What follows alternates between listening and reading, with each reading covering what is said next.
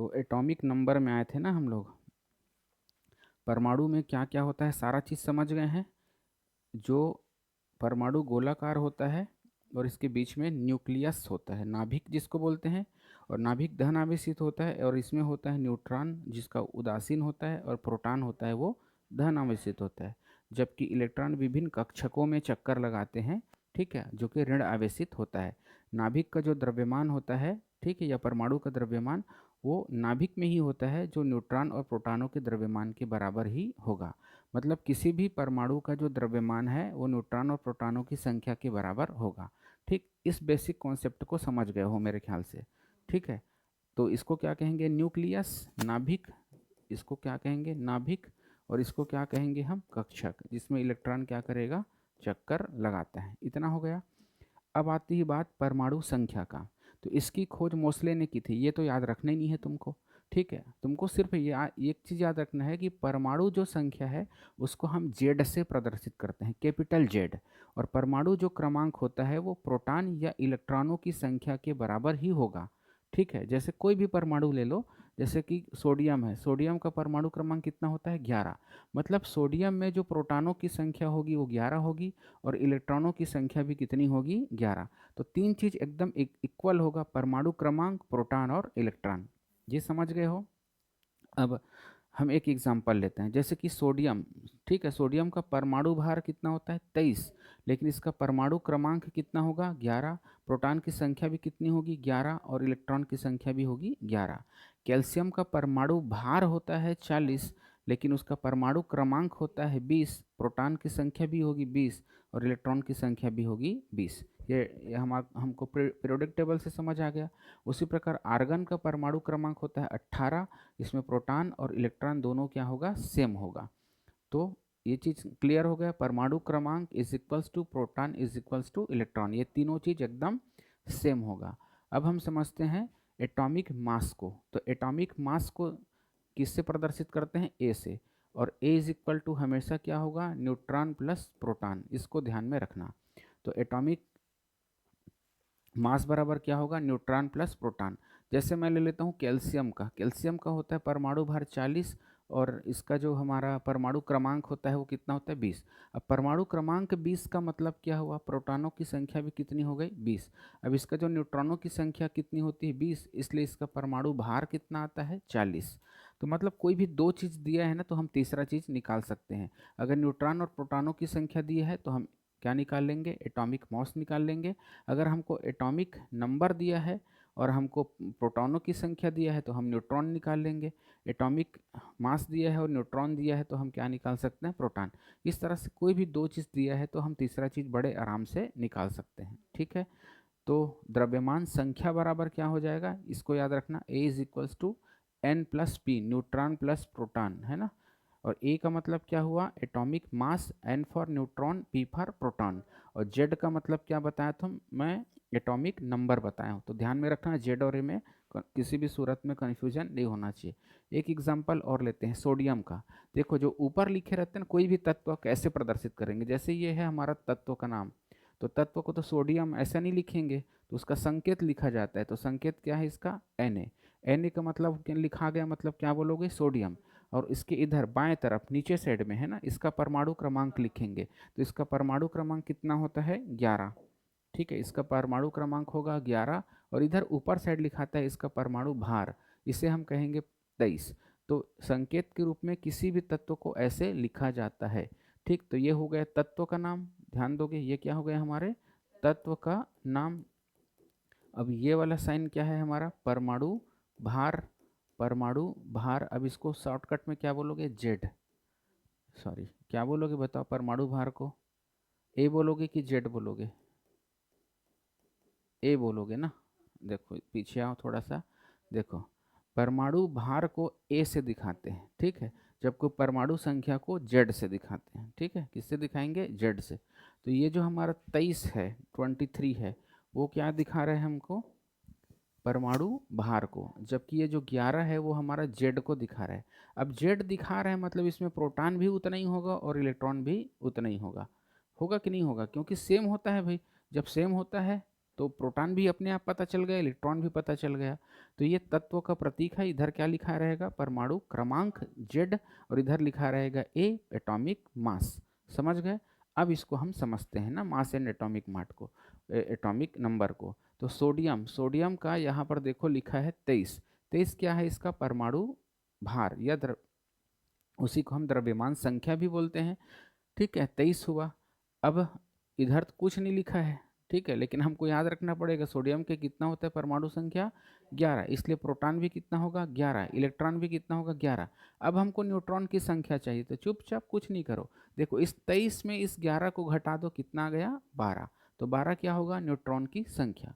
उसी तरह से यूरेनियम 235 का देखो, इसका परमाणु क्रमांक होता है कितना, 92, इसलिए प्रोटॉन भी होगा 92, इलेक्ट्रॉन भी होगा 92, और 235 क्या हो गया, भार हो गया। तो 235 में 92 को घटाओगे तो 143 इसके न्यूट्रॉनों की संख्या हो गई। सिंपल सा चीज़, ऊपर से इस नीचे को घटा दो, क्या मिल जाएगा, न्यूट्रॉन।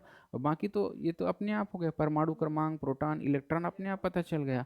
न्यूट्रॉन पता करना है तो भार में किसको घटा दो, सिंपल सा चीज़ है।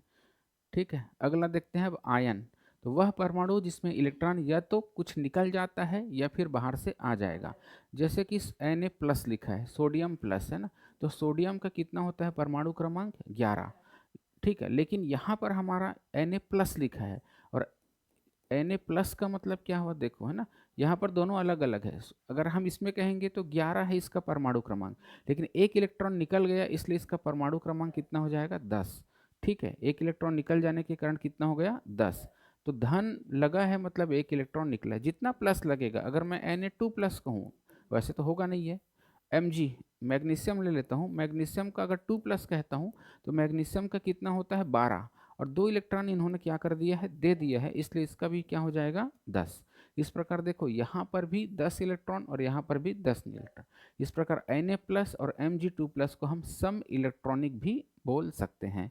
ठीक, तो ऐसा क्वेश्चन आता है पेपर में, 4 ठोक तत्व दे देगा आपको ऐसी सिंबल, और उसके बाद पूछेगा कि इनमें से कौन सा, 4 दे देगा, ABCD करके, ABCD, और उसमें हो सकता है 3 या 4 तत्वों के नाम दे देगा ऐसा आयन के फॉर्म में, और उसके बाद पूछेगा कि इनमें से कौन सम इलेक्ट्रॉनिक है बताओ करके। तो बिल्कुल एकदम सिंपल बना लोगे ना, लेकिन इसको बनाने के लिए आपको परमाणु क्रमांक याद रहना चाहिए, और परमाणु क्रमांक याद नहीं रहेगा तो बनेगा क्या, नहीं रहेगा। तो मैं आप लोगों को परमाणु क्रमांक कहाँ तक याद रखना है ये भी मैं बता दिया हूँ, अभी और बता दूंगा। ठीक, इसी प्रकार क्लोरीन का देखो, क्लोरीन का परमाणु क्रमांक होता है 17, लेकिन एक ठोक उधार ले लिया है ये, तो एक उधार लेने के कारण कितना हो जाएगा, ये इसका परमाणु क्रमांक 18 हो जाएगा। तो ये ऋण आयन बना, ऋण आयन मतलब वो लेगा, और धन आयन मतलब देगा। अगला है, हम अब सम इलेक्ट्रॉनिक समझते हैं, अभी ही बताया हूँ मैं सम इलेक्ट्रॉनिक को। तो Mg2+, Al3+ और O2- हमारा क्या है, सम इलेक्ट्रॉनिक है। कैसे सिद्ध करेंगे, देखो मैग्नीशियम का परमाणु क्रमांक होता है 12, 2 इलेक्ट्रॉन प्लस है मतलब इसमें घटाएंगे तो कितना हो गया, 10। एल्यूमिनियम का परमाणु क्रमांक होता है 13, 3 इलेक्ट्रॉन घटाएंगे क्योंकि 3+ है तो 10 हो गया। ऑक्सीजन का होता है 8, लेकिन 2 ले रहा है इसलिए कितना हो गया, 10। इस प्रकार ये तीनों तत्व क्या है, सम इलेक्ट्रॉनिक है। तो ये बहुत इंपॉर्टेंट है आपके प्रीलिम्स के लिए और मेंस के लिए भी, है ना, मेंस में 2 नंबर का और प्रीलिम्स में भी 2 नंबर का। ठीक है, तो ऑप्शन के फॉर्म में दे सकता है। अब मैं पहले बार बार बोल रहा हूँ कि आपको इलेक्ट्रॉनिक नंबर, सॉरी, परमाणु क्रमांक याद रहना चाहिए। ठीक है, पहले थोड़ा सा पढ़ा देता हूँ, उसके बाद परमाणु क्रमांक याद कराऊंगा, है ना। सम न्यूट्रॉनिक, जैसे कि देखो इलेक्ट्रॉनिक बोला तो सम था इलेक्ट्रॉनिक संख्या, अब बोल रहा है सम न्यूट्रॉनिक, तो वैसे तत्व जिनमें न्यूट्रॉनों की संख्या समान होगी सम न्यूट्रॉनिक कहलाएगा। एक एग्जांपल ले लेते हैं हम यहाँ से, यहाँ पर 6 कार्बन 14, 6 कार्बन 14 और क्या लिखा है हमारा, 8 ऑक्सीजन 16, यही लिखा है ना भाई। न्यूट्रॉनों की संख्या निकालने के लिए क्या करना है, बाहर से इसको घटाना है, तो सीधा 14 में 6 घटाओगे तो हमारा कितना आया वैल्यू, 8 आएगा ना, और इसमें भी 16 में 8 घटाओगे तो कितना आएगा, 8। तो यही तो न्यूट्रॉनिक संख्या है ना, तो न्यूट्रॉनिक संख्या यहाँ भी 8, यहाँ भी 8, तो बड़ा सिंपल सा चीज़ है। तो इसमें भी अगर आपको ऑप्शन में देगा इनमें से कौन सा जोड़ा सम न्यूट्रॉनिक है करके, है ना, तो ABCD 4 ऑप्शन होते हैं कि नहीं भाई, तो एक में आपका सम न्यूट्रॉन वाला रहेगा तो उसको घटा करके आपको पता लगाना है। तो इस तरह से घटा लेना, सबका वैल्यू बराबर आएगा तो फिर वो क्या हो जाएगा, सम न्यूट्रॉनिक। तो यहाँ से भी क्वेश्चन आ सकता है प्रीलिम्स में। अगला होता है समभारिक, और नाम ही लिख दिया देखो समभारिक मतलब भार समान होगा। और भार किसको बोलते हैं? ए को। ए मतलब क्या हुआ? न्यूट्रॉन प्लस प्रोटॉन की संख्या। ये क्या होगा? जितने भी तत्व दिए रहेंगे उसमें सेम होगा। जैसे देखो 6 कार्बन 14, 6 कार्बन 14 लिखा है ना, 6 कार्बन 14 और 7 नाइट्रोजन 14। ठीक। अब इसमें ध्यान से देखो, हमको क्या निकालना है? ए इज इक्वल्स टू, ठीक है, ए बराबर होना चाहिए। देखो यही तो है ना हमारा ए, दोनों में क्या है? ये सेम है। लेकिन भाई आपका परमाणु क्रमांक अलग हो सकता है, बिल्कुल अलग है कि नहीं है? तो अगर हमारा परमाणु भार सेम है तो उसको क्या बोलेंगे? समभारिक कहेंगे। अब उसके बाद तुम इसका क्या निकाल सकते हो? न्यूट्रॉनों की संख्या को आराम से निकाल सकते हो, क्योंकि ये जो परमाणु क्रमांक यही तो प्रोटॉन है और यही क्या है? हमारा इलेक्ट्रॉन है। आपको सिर्फ न्यूट्रॉन निकालना है, तो 14 में 6 घटाओगे तो 8 आया, इसमें 14 में 7 घटाओगे तो कितना आया? 7। तो एक चीज कॉन्सेप्ट क्या निकल के आया? संभारक में परमाणु भार तो समान होगा लेकिन न्यूट्रॉनों की संख्या अलग अलग होगी। ठीक। कौन सा कॉन्सेप्ट निकल के आया? परमाणु भार तो सेम है लेकिन न्यूट्रॉनों की संख्या अलग अलग। तो कंसेप्चुअल बना सकता है, ध्यान देके इसको पढ़ना है ना। अब आता है समस्थानिक। तो वे तत्व जिनका परमाणु क्रमांक समान हो तो उसे क्या बोलेंगे? हम समस्थानिक कहेंगे। जैसे यहाँ पर एक एग्जांपल है हाइड्रोजन, और इसको बोलते हैं हम ड्यूटेरियम और इसको बोलते हैं ट्रिटियम। तो मैं लिखता हूँ इसको 1H1 1H2 और 1H3। अब देखो इसमें क्या समान रहेगा? बोला है परमाणु क्रमांक, तो ये तो समान तो है ना भाई, सबका परमाणु क्रमांक क्या है? समान है। लेकिन सबका भार अलग है। इस भार के अलग होने का कारण क्या हो सकता है? क्योंकि ये जो क्रमांक है वो तो प्रोटॉन और इलेक्ट्रॉन है। ठीक है, तो प्रोटॉन इलेक्ट्रॉन तो सब में बराबर है, तो सब में किस चीज़ का डिफरेंस आएगा? यहाँ पर भी न्यूट्रॉनों का। यहाँ पर 1 में 1 करोगे तो कितना आ रहा है? 0। यहाँ पर 2 में 1 करोगे तो न्यूट्रॉनों की संख्या आ गई 1, और यहाँ पर 3 में 1 करोगे तो न्यूट्रॉनों की संख्या कितनी आ गई? 2। तो समस्थानिक में भी है ना, प्रोटॉन इलेक्ट्रॉन और किसकी संख्या समान होगी? परमाणु क्रमांक समान होगी, लेकिन न्यूट्रॉनों की संख्या में अंतर आएगा। समझ आ गया यहाँ पर सब चीज़? कोई दिक्कत नहीं ना? तो यहाँ से संभारिक से सम इलेक्ट्रॉनिक से सम न्यूट्रॉनिक से क्वेश्चन खूब पूछता है। कुछ एग्जाम्पल है जिसको तुम लोग खुद से करना है ना, बहुत सिंपल है। समस्थानिकों के उपयोग क्या है आखिर हमारे डेली लाइफ में? जैसे कार्बन का उपयोग, कार्बन 14 का उपयोग हम जीवाश्म की आयु ज्ञात करने के लिए करते हैं। तो इसी से हम सिंधु घाटी की सभ्यता का काल निर्धारण किए हैं कि नहीं किए हैं, कि कितने वर्ष पुराना है करके, है ना। यूरेनियम 235 का प्रयोग चट्टानों की आयु ज्ञात करने के लिए करते हैं, जैसे आर्कियन, कोड़प्पा, ये सब पढ़े ना भाई, दक्कन ट्रैप, तो इसका प्रयोग करेंगे। आयोडीन, ठीक है, आयोडीन 131 का उपयोग घेंघा रोग और रक्त कैंसर के उपचार में करते हैं। आयरन 59 का प्रयोग एनीमिया रोग के लिए करते हैं। और आर्सेनिक 74 का उपयोग ट्यूमर, है ना, कैंसर के इलाज में करते हैं। कोबाल्ट 60 का प्रयोग इसका भी कैंसर के उपचार में होता है। और सोडियम 23 का प्रयोग तंत्रिका तंत्र में सूचना भेजने के लिए करते हैं, जबकि सोडियम 24 का प्रयोग रक्त का थक्का का पता लगाने के लिए बनाने के लिए करते हैं। ठीक है, तो ये सब हमारे समस्थानिकों के डेली लाइफ में उपयोग है। यहाँ तक समझ गए हो? अब समझते हैं हम कक्षा या कोष को। तो परमाणु के केंद्र में क्या होता है? नाभिक, और उसके बाहर जहाँ इलेक्ट्रॉन चक्कर लगाते हैं उसे वृत्ति पथ को हम ऑर्बिट या सेल कहते हैं। और इसे क्रम से हम कैसे प्रदर्शित करेंगे? KLMN से। के कक्षा सबसे पास होगा कि नहीं होगा? भाई ये जैसे न्यूक्लियस है, तो सबसे पहले क्या होगा? के, उसके बाद क्या होगा? L, उसके बाद क्या होगा? M, उसके बाद क्या होगा? N। अब इसमें परमाणुओं की संख्या कितनी होगी, हम इसको पढ़े हैं कि नहीं पढ़े हैं? देखो के में कितना होता है? 2, एल में कितना होता है? 8, एम में कितना पढ़ाया हूँ मैं? 18, और एन में कितना बताया हूँ? 32। तो 2 8 ऐसा करके बढ़ता है ना धीरे धीरे हमारा। तो ये हमारी क्या हो गई? विभिन्न कक्षकों में इलेक्ट्रॉनों की संख्या हो गई। तो सिर्फ नाम जानना था तुमको, ज़्यादा कुछ नहीं यहाँ पर। अब देखो के में इलेक्ट्रॉनों की संख्या कितनी होगी? 2, एल में 8, एम में 18 और एन में 32। कैसे होगा ये? बताया था हम एक फार्मूला बोरबरी ने 2n² के हिसाब से। तो ये फार्मूला लगाओगे, जैसे n इज इक्वल्स टू 1 रखोगे तो 2 आएगा, n इज इक्वल टू 2 रखोगे तो कितना हो जाएगा? देखो 2 इंटू 2 का स्क्वायर, तो 2 दूनी 4 दूनी 8 आ गया। इस फार्मूला में लगाओगे तो आपको अपने आप वैल्यू पता चल जाएगा। अब बात आती है सब ऑर्बिट या सब सेल का। तो प्रत्येक कक्षा के अंदर उप कक्षा होती है और इन सब का आकार क्या होगा? अलग अलग होगा। खोज करता है, याद रखने की जरूरत नहीं है। इसे हम sp-d-f से दर्शाते हैं, ठीक है, sp-d-f से। s ऑर्बिटल में हमेशा कितने इलेक्ट्रॉन होते हैं? 2, रट लेना।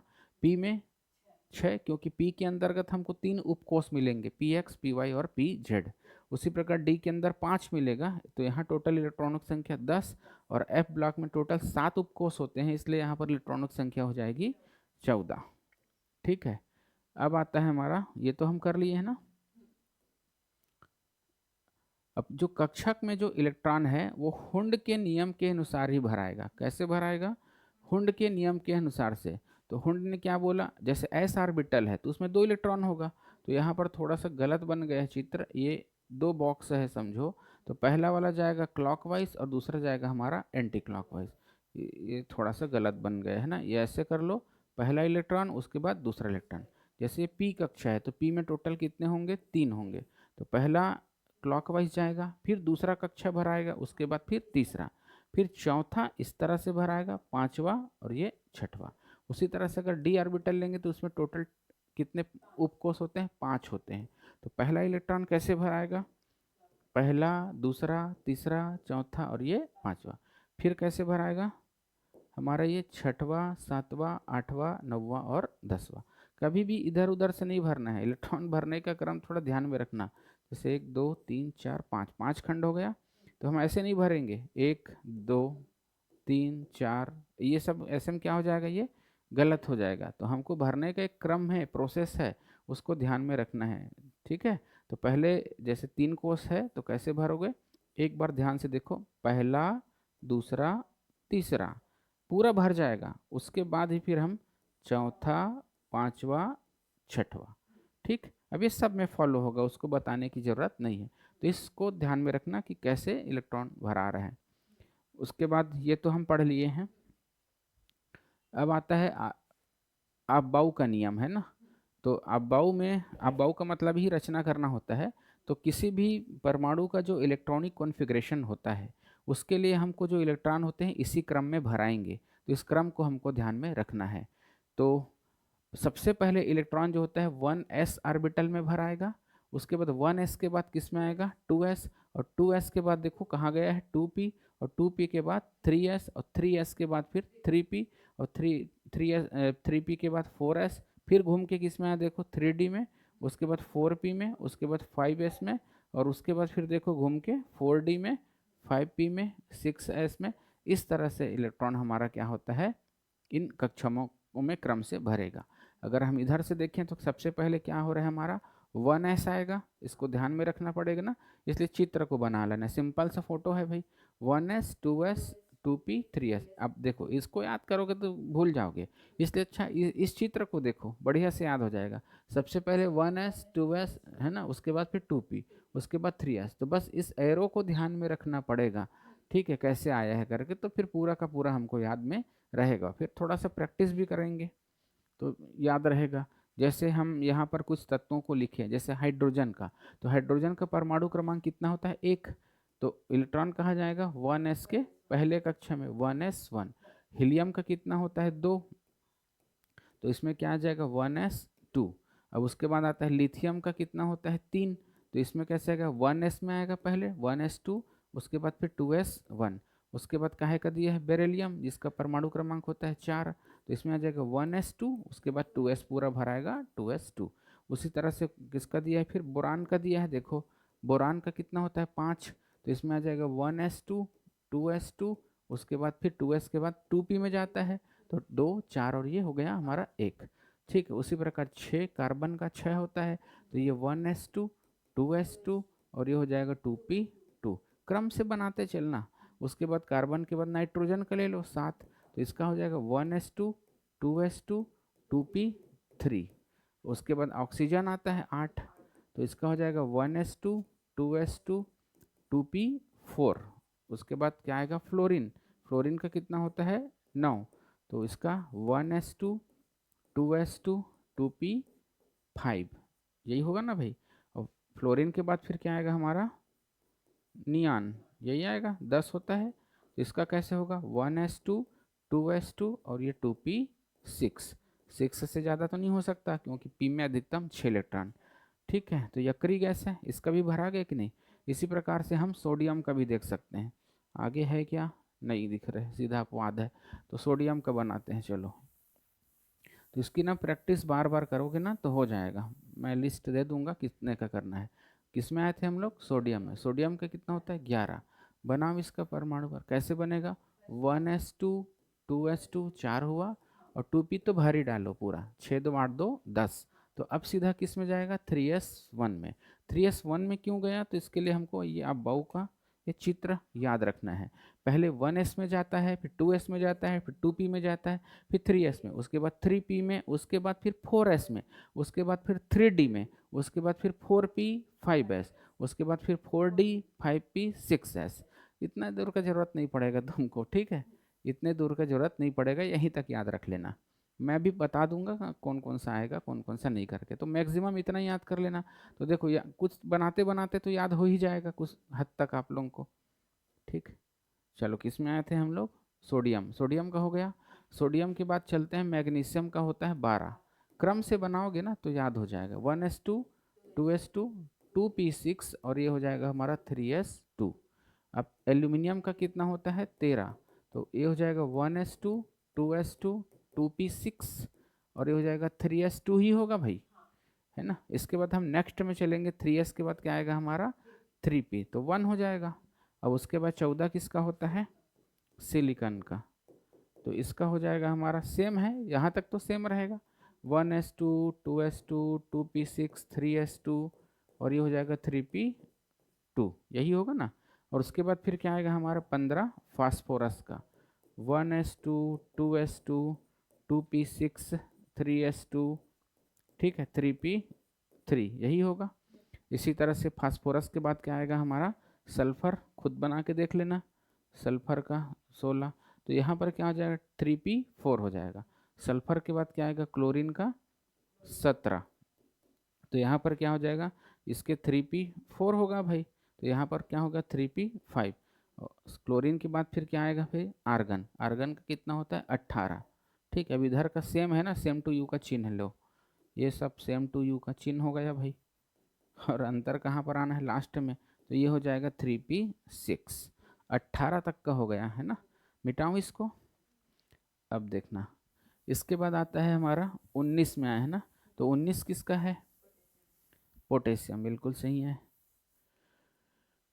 पोटेशियम का होता है हमारा 19। चलो इसका बनाते हैं फिर से, 1s2 2s2 2p6 3s2 3p6 भर डाले थे हम लोग, यहाँ तक हो गया था ना। 2 4 6 10 2 12 6 18, तो अब किस में जाएगा बताओ, 3p के बाद, ठीक है, 4s1 यही जाएगा ना। और उसके बाद आता है 20 कैल्शियम का, तो कैल्शियम का सेम यहाँ तक सेम रहेगा, अंतर क्या आ जाएगा, 4s2 आएगा, यही आएगा। अब कैल्शियम के बाद में किसको याद करने के लिए बोलो बताओ, ठीक है। एक मैं यहाँ पर, अब अब मैं तुम लोग को काम का चीज़ बता रहा हूँ, केवल जितना बोला हूँ उतना ही याद करना है, बाकी सब बकवास को आप लोग एक लाइन से छोड़ देना, ठीक। चलो देखो ध्यान से, और पीरियोडिक टेबल कोई बड़ा भारी चीज़ तो है ही नहीं है, ऐसे ही याद हो जाता है, ठीक, कर भी लिए होंगे अब तक। कैसे याद किए थे, गाना क्या बनाए थे हम लोग, हाइड्रोजन साइलेंस रहेगा, फिर ली ना क रब कस फर, यही था। बे मग का सर बा रा, उसके बाद फिर हम बोरोन ग्रुप में आ जाते हैं, ब आल ग इन टल, उसके बाद क सी गे सन पब, ये सब नीचे को एक लाइन से छोड़ देना। ना फा आ ए बी, उसके बाद आ स से टे पो, फ्लोरो क्लोरो ब्रोमो आइडो एस्टाटीन, उसके बाद फिर हीनी आ क्री जे रे, याद हो गया ना सब चीज़। उसके बाद इधर याद करेंगे, कैसे याद करते थे, सकती व कर मन फे को नी कु जान, उसके बाद क्या था, ये जर नब मो टक रू रह पड़ एजी एजी कड़, ये तो हमारा मिट ही जाता है। उसके बाद ल, लेंथेनाइट को, ल हाफ ट डब्लू रे आस पट AUHG हो गया। यहाँ से कुछ याद नहीं रखना है, ना तो लेंथेनाइड याद रखना है और न ही एक्टेनाइड याद रखना है। इतने का गाना बना के याद कर लेना जैसे कि याद करवाया हूँ। अब बारी आती है कि यार हम परमाणु क्रमांक कौन कौन से याद रखें, है ना। तो ये संगीत के थ्रू इतने तो कम से कम याद कर लेना, बाकी क्या करोगे याद करके, काम ही नहीं आएगा। लेकिन नाम को अपना ऐसे पढ़ लेना काम। ठीक, अब आता है कि कौन कौन सा हम परमाणु क्रमांक है जो हमारे केमिस्ट्री में काम आएगा और पेपर में काम आएगा, दोनों ही एंगल से पढ़ना है। तो हाइड्रोजन का कितना होता है, 1, ये तो हमको करना ही करना है। हाइड्रोजन का कितना हुआ, 1। अब इधर चलो, हाइड्रोजन के बाद हीलियम का 2, हीलियम के बाद फिर क्या जाएगा, लिथियम का 3, बेरिलियम का 4, बोरान का 5, carbon 6, nitrogen 7, oxygen 8, fluorine 9, neon 10। ये सब याद रहना चाहिए। Sodium 11, magnesium 12, aluminium 13, silicon 14, phosphorus 15, sulphur 16, chlorine 18, argon 18, potassium 19, calcium 20। ये छोड़ देना, इतना चीज को छोड़ देना। Chromium 24, manganese 25, iron 26, cobalt 27, nickel 28, copper 29, zinc 30। ठीक है, ये सबको क्या कर देना है, छोड़ देना है। ठीक, कोई मतलब का नहीं, काम में नहीं आएगा ये सब, है ना। मैं बोल रहा हूँ छोड़ देना मतलब छोड़ देना है, ये सब छोड़ देना, कोई काम का नहीं है। ठीक, अब इसके बाद ये सब हमको किसी का परमाणु क्रमांक याद नहीं रखना है, सीधा हम करेंगे सिल्वर का, भाव बढ़ा हुआ इसका। ठीक, कैडमियम का भी नहीं करना है, चांदी ऊपर हो गया भाव देख लो, सोना नीचे, बस। इसके अलावा इस पूरे टेबल में कोई परमाणु क्रमांक याद रखने की जरूरत नहीं है। तो याद करो फिर से, हाइड्रोजन का 1, हीलियम का 2, lithium 3, beryllium 4, boron 5, carbon 6, nitrogen 7, oxygen, ठीक है, fluorine 9, neon 10, sodium 11, magnesium 12, aluminium 13, silicon 14, phosphorus 15, sulphur 16, chlorine 17, argon 18, potassium 19, calcium 20, chromium 24, manganese 25, iron 26, ठीक, कोबाल्ट फिर कितना हुआ 27, निकिल 28, कापर 29, जिंक 30। कापर के ठीक नीचे है। ठीक है, ये तीनों धातु बड़ा महत्व है इलेक्ट्रिसिटी के डिपार्टमेंट में, कापर, सिल्वर और सोना, है ना। तो कापर, उसके नीचे सिल्वर, उसके नीचे आरस। और ये कैसे याद रखोगे, मैजिक नंबर से भी याद कर सकते हो, +18 +18 याद रख सकते हो ना भाई। तो 1832 ऐसा करके तुम लोग याद रख सकते हो। अब एक ब्लैंक लेता हूँ, अब याद हुआ है कि नहीं चेक करते हैं।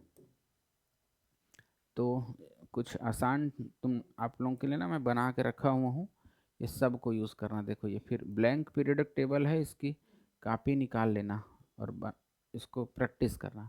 अब इसमें हम प्रैक्टिस करते हैं। अब तो गया, कैसे याद रखेंगे ये, लेकिन परमाणु क्रमांक लिख दिए है ना। तो यहाँ पर आ जाएगा हमारा हाइड्रोजन, उसके बाद यहाँ पर क्या आएगा, हीलियम का 2, ठीक। उसके बाद अच्छा सीधा सीधा याद है तो ऐसे ही लिख लो। हाइड्रोजन के बाद क्या था, ली, है ना क रब कस फर, याद ही नहीं रखना है तो क्यों लिखूं, है ना। उसके बाद बे मग का, फिर सर 12 छोड़ देते हैं, ठीक है। स क ती व कर मन फे को नी, अरे फे नी कु जान, इसके नीचे सिल्वर, इसके नीचे आरस, ठीक है। अब उसके बाद कैसे याद किए थे, ब आल ग इन टल, इसका जरूरत ही नहीं है तो क्यों लिखे हैं अपन, ठीक है। उसके बाद क सी गे सन पब, ठीक। उसके बाद क्या था हमारा, ना फा आ ए बी, ठीक। उसके बाद आ स से टे पो, उसके बाद फ्लोरो क्लोरो ब्रोमो आइडो एस्टाटीन।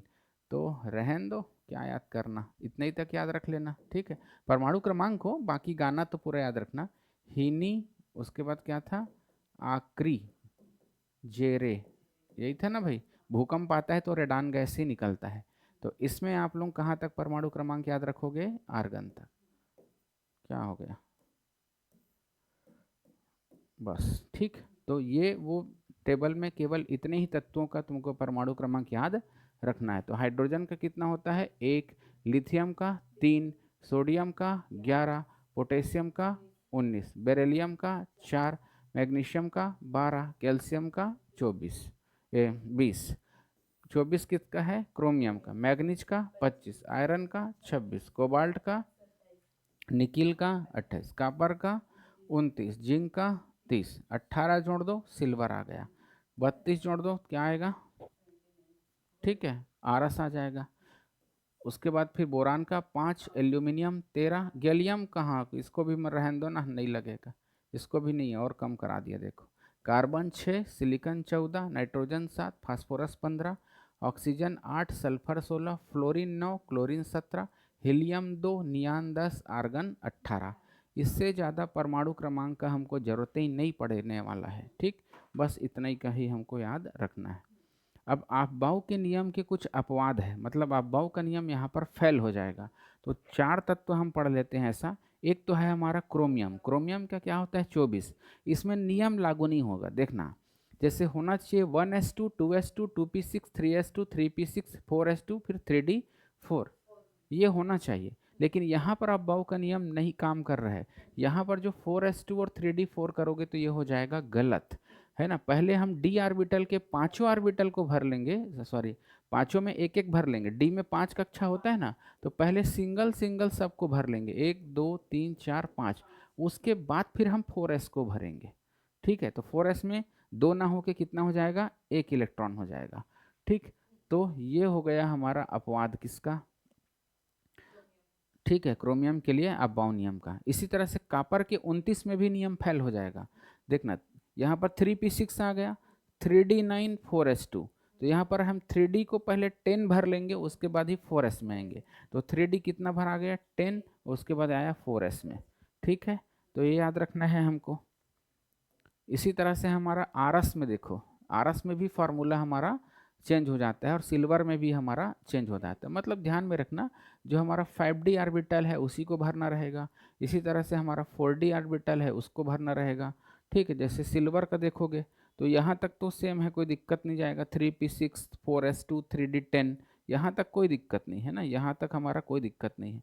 उसके बाद 3d10 के बाद 4s आ गया, 3d10 5s2 होना चाहिए, उसके बाद 4d10 और 4p5, ठीक। तो ये मेथड हमारा गलत है, तो पहले हम 4p को 6 ऑर्बिटल पूरा भर लेंगे, उसके बाद हम 4d को 10 तक भर लेंगे और उसके बाद फिर 5s में आएगा, तो यहाँ पर अंतर आ रहा है ना। तो p ऑर्बिटल को पूरा भरने के बाद ही एक को सोना का तुम लोग खुद से करना, और कुछ दिक्कत जाएगी तो मुझे बताना, इसलिए आप लोगों के लिए दोनों को सोना और चांदी होमवर्क, मैं जानता हूँ कि दिक्कत आएगी और इसी का हमको सामना करना है। तो ये भी हमारा अपवाद हो जाता है जिसमें लागू नहीं होगा। क्वांटम संख्या जो है हमारा पीएससी के लिए उपयोगी कतई नहीं है, लेकिन किसी भी इलेक्ट्रॉन की बिल्कुल सटीक स्थिति को दर्शाता है ये। और 4 प्रकार के क्वांटम संख्या होते हैं ना, principal quantum number, azimuthal quantum number, magnetic और स्पिन क्वांटम नंबर। तो ये हमारे पीएससी के लिए उपयोगी नहीं है, ये आपका सीजी टेट के लिए उपयोगी है, टीटी, ठीक। तो ये सब तो हम अभी फ़िलहाल पढ़ा नहीं रहे, तो इसका कोई मतलब नहीं है, ठीक है। तो इस क्लास को यहीं पर रोकते हैं, ठीक। क्वांटम संख्या तुम लोग को करने की ज़रूरत नहीं है, ठीक है। देखो